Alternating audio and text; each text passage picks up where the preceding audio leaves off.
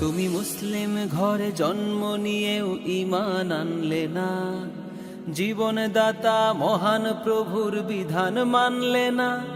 তুমি শ্রেষ্ঠ নবীর সুন্নাহ ভুলে চলছো দিবস রাতে, রং তামাশায় মত্ত হয়ে পাপকে করে সাথী। তুমি মিথ্যা পুষে হর হামেশে করছো না ফরমান, আস্তিক নও কর্মে তুমি নামে মুসলমান।